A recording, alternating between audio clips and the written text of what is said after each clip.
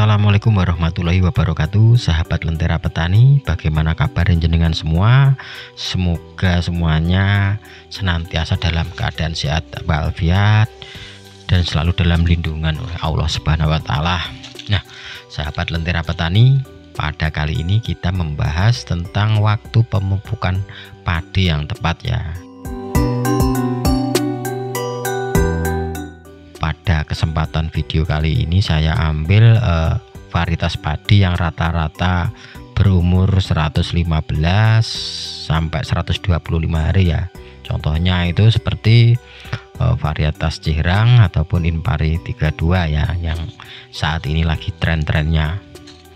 Nah, perlu diketahui ya teman-teman, bahwasanya pembagian fase-fase dalam tahap pertumbuhan padi itu dibagi menjadi 4 ya teman-teman. Jadi yang pertama itu persemaian.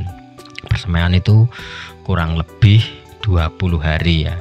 Nah, setelah itu baru fase vegetatif, yaitu berusia 35 hari setelah tanam. Kemudian dilanjut fase generatif reproduktif ya, itu usia 36 sampai 65 hari setelah tanam. Dan yang terakhir adalah fase generatif pematangan, yaitu sekitar 66 sampai 100 hari setelah tanam. Nah, pada kali ini saya ingin membahas tentang tahapan pemupukan ya yang baik, dan itu juga saya praktekkan ya teman-teman. Jadi bukan sekedar teori, namun demikian ini adalah sarana untuk berbagi pengalaman saja. Silahkan dicoba kalau berkenan ya. Nah, pertama itu pupuk dasar ya. Jadi waktu bibit pindah tanam itu perlu dipupuk itu sekira usia 8 sampai 12 hari setelah tanam ya, tapi bisa diambil rata-rata tengahnya saja 10 hari setelah tanam ya, untuk dapat memperkokoh perakaran teman-teman. Jadi saat inilah sebaiknya pemupukan pertama itu dilakukan teman-teman, sebab pada saat itu daun dan akar tanaman padi itu sudah mulai berkembang ya. Kalau dicabut itu pasti ada serabut-serabutnya sudah yang baru. Nah, dengan demikian akan memaksimalkan penyerapan unsur hara ya teman-teman. Jadi semacam shock terapi setelah pindah tanam ya. Kemudian sebagian petani itu juga ada yang memberikan pada waktu 3 sampai 5 hari setelah tanam ya. Tapi kalau menurut saya jangan dilakukan ya teman-teman. Sebab apa? Sebab daun dan akar tanaman padi itu sebenarnya belum berkembang dan masih dalam kondisi stres. Artinya akar belum siap menerima pupuk teman-teman. Bila kita berikan sebenarnya juga akan sia-sia, apalagi kita berikan pupuk seperti urea dalam jumlah yang tinggi ya. Sebab urea itu sifatnya itu mudah menguap karena bersifat higroskopis ya. Biasanya itu kalau memang nitrogen sifatnya itu higroskopis ya. Nah, pada waktu pemberian itu sebaiknya memperhatikan kondisi air juga ya teman-teman. Jadi kalau bisa usahakan saat kondisi air itu macak-macak ya. Kemudian setelah itu kita lanjut ke pupuk pemupukan tahap kedua, atau biasa disebut juga pupuk susulan ke-1 ya. Nah, itu biasanya diberikan pada pekan ketiga ya, yaitu sekitar usia 21 sampai 25 hari setelah tanam ya, atau setelah melakukan penyiangan, pengoyosan, atau biasa juga matun ya kalau di tempat saya itu. Nah, saat itu setelah itu dilakukan pemupukan tahap kedua ya. Jadi sewaktu pengoyosan itu dilakukan biasanya itu akar tanam padi itu akan putus ya. Nah, dengan putusnya akar, tanaman akan membentuk anakan baru teman-teman.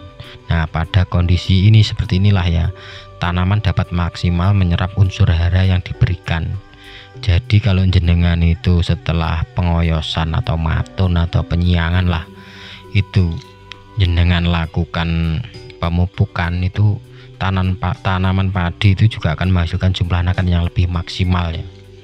Itu kuncinya kalau jenengan pengen memperbanyak anakan padi itu pada pemupukan tahap kedua atau susulan ke-1 ya. Kemudian yang terakhir adalah pupuk susulan kedua atau tahap ketiga ya. Nah, itu diberikan sekitar umur tanaman itu mencapai pekan kelima ya teman-teman, yaitu kurang lebih sekitar 30-40 hari setelah tanam. Nah, masa ini peralihan dari fase vegetatif ke generatif. Dalam kondisi ini tanaman sedang membutuhkan nutrisi tinggi ya teman-teman. Nah, tanda-tandanya apa? Mungkin kalau jenengan belum mengetahui ya. Jadi tanda-tandanya itu keluarnya daun bendera atau padi bunting alias meteng ya. Nah, artinya malai padi itu akan segera keluar. Pada umur tersebut adalah saat yang tepat untuk pemupukan tahap ketiga ya, atau susulan kedua. Nah, dengan demikian tanaman padi juga akan menghasilkan malai yang optimal. Namun menurut saya kalau jenengan itu setelah mengaplikasikan tahapan terakhir pemupukan itu bisa ditambahi penyemprotan pupuk cair yang mengandung mikrohara ya, seperti boron, magnesium, zinc itu ya. Terlebih ditambahi fungisida yang dari golongan azol ya, seperti tebuconazol, propiconazol, difeconazol itu dimix dengan Giberlin atau GA3 ya, biasanya seperti Super Gib, Gibgrow itu ya. Jadi lebih maksimal nanti. Jadi malainya itu juga lebih panjang, bulir padi juga berisi ya teman-teman. Nah, saya kira itu tip dari saya, semoga bermanfaat. Ingat, tetap semangat menjalani pekerjaan sebagai petani, karena itu adalah pekerjaan yang mulia dan insya Allah bermanfaat bagi keluarga, bangsa, dan negara. Saya rasa itu saja dari saya. Akhirus salam. Billahi taufiq walhidayah wa ridho walinaya. Wassalamualaikum warahmatullahi wabarakatuh.